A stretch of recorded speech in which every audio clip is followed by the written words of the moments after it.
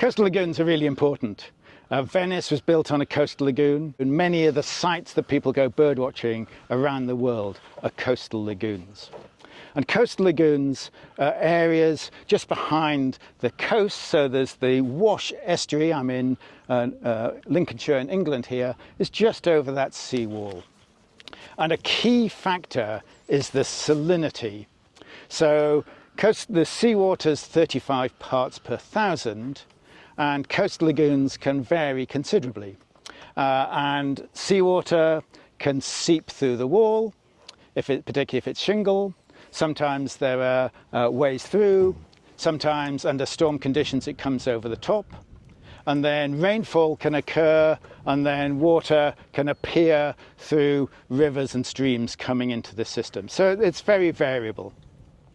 And it will vary between sites, and it will vary through the year. So in winter, where there's lots of rainfall, little evaporation, the salinity will normally be lower. And in summer, when there's lots of evaporation, so concentrating the water, less rainfall, less runoff, it's often higher. So to talk about the role of salinity, I'm here with Malcolm Ausden at Freiston Shore, and this is you're here with a Robinson dustbin sampler. Tell me about this. Yeah, so this bit of high-tech equipment consists of a dustbin with the bottom cut off, so like a cylinder, plastic cylinder. It has some cross wires at the bottom with a net attached to it. So what I've done, I've plonked this down in the water, and the cut-off dustbin has enclosed a cylinder of water of known diameter. Then while it's been in the water, I've pulled these drawstrings, that's opened up a net at the bottom of the sampler. I've then lifted it up out of the water, and any fish and invertebrates in the water column are then caught in the net. And as you can see some jumping around. Oh yeah. So this is a 41 centimetre diameter dustbin, and it's got a number of, these are common ditch shrimps called Palaemon, used to be Palaemonites, Palaemon varians, and they've got a big spike at the front. Big rostrum, yeah. Yeah, which is thought to be an anti-predator device. Uh-huh. And these shrimps are important food for a lot of birds. I mean, they're really fabulous things in their own right. So here, there's about 1, 2, 3, 4, 5, 6, 7, about 8 shrimps in that water column. So we can use this to very simply get pretty good estimates of densities of shrimps and fish within the lagoon. So what sort of things will be feeding on these? Well, so little egrets, spoonbills, so birds that eat fish and shrimps, also spotted redshank and greenshank, which are waders but actually chase around getting fish and shrimps quite a lot. And terns and things will get some of them, but they won't be an important prey for them. And if this site was low salinity, if it's about 10 parts per million, what would it, parts per thousand, what would it look like then? You would probably, you'd probably get lots of lesser water boatmen, which are low salinity species, and you get them in fresh water as well. There's lots of species of lesser water boatmen, the Scara species. You probably get small numbers of sticklebacks and gobies, but it wouldn't be ideal for them. Mm-hmm. So the fact, and as I understand it, the measuring the food supply tells you, for example, how likely it is the avocets will breed and how successful they are. So it's absolutely critical for driving this system, isn't it? It is, yeah, and particularly these artificial saline lagoons, we can manage salinities in them, so it's very important in terms of informing whether our management is right, really, or whether we've let salinities fluctuate too much or go too high or too low or change too quickly, because this is ultimately what it's all about, really. And there's a high salinity site just over there. Should we? Yeah. Should we see go and have a look at it? Yep. So we've now come to a separate part of this lagoon.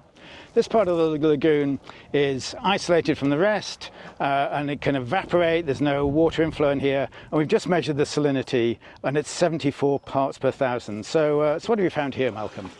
Well, the high salinity is higher than any nectonic invertebrates, so shrimps. So nectonics are things that swim? Yeah, so swim in the water column.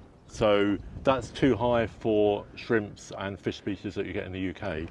So as expected, unlike the last sample, there's just nothing in here. It's just too saline. So for a conservation point of view, what does this mean you want to be doing?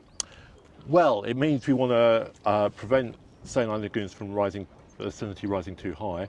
Also, we want to prevent them from fluctuating too much because some invertebrates and fish can only survive in low salinities, some in only high salinities. So if they fluctuate wildly, it becomes unsuitable for everything.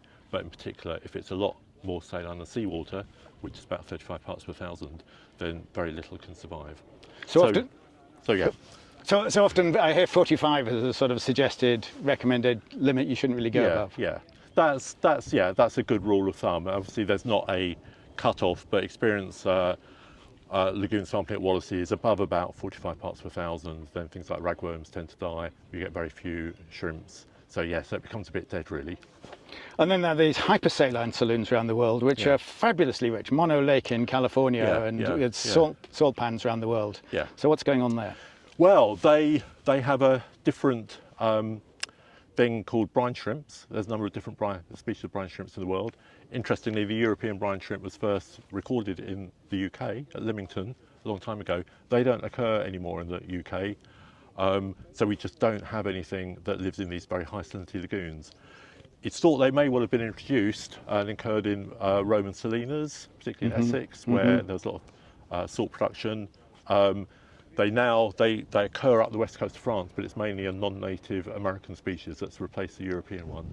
So we just don't have anything that can survive these high salinities. That's what flamingos feed on, these incredibly high salinity lagoons. Yeah. So I guess what we're saying is that salinity really is the key driver here. But there are other issues as well, aren't there? There's predation and fertility. Tell us briefly about those. Yeah. Well, fertility. I mean, one of the issues we have on lagoons and estuaries is just very high nutrient levels in the water that result in very high algal biomass. So we get these coatings of filamentous algae, like on many estuaries really, and that's nitrogen pollution, phosphates as well.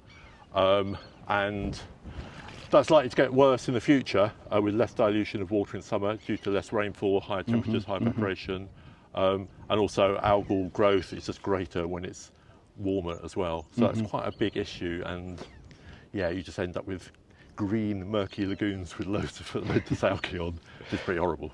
And then we caught some gobies earlier just at the inflow. So what impact might gobies and things have? So gobies, they will prey on other invertebrates. So if you have lots of fish in here, that will probably reduce invertebrate biomass, and there's been experiments done on that. But on the other hand, it's great having gobies and sticklebacks anyway, and they provide food for other birds. So particularly spoonbills and egrets feed a lot on small fish and shrimps, and even spotted redshanks and greenshank rush around chasing shrimps and small fish. So that can have an effect, quite a big effect on the whole system. So it seems with quite simple monitoring you can actually learn a great deal, and it does seem that many of these aspects, the salinity, the predation, are kind of key, and we really need to ensure that we're keeping an eye on those. Yeah, absolutely, and I think saline lagoons are a good example of, you can look at, quite often, hopefully you can understand the habitat by looking across it, but saline lagoons are an example. You can look across and it can look exactly the same, but it can either have loads of life in it or virtually nothing in it. As we've just seen from this comparison. So it's very valuable to do that and to understand the effects of your management, really. There's always a risk of creating lagoons that appear more natural but have widely fluctuating salinity levels, and they just basically have hardly any wildlife in them at all. Interesting. So the importance of science and monitoring, as always. That's right. Thank you. Thanks.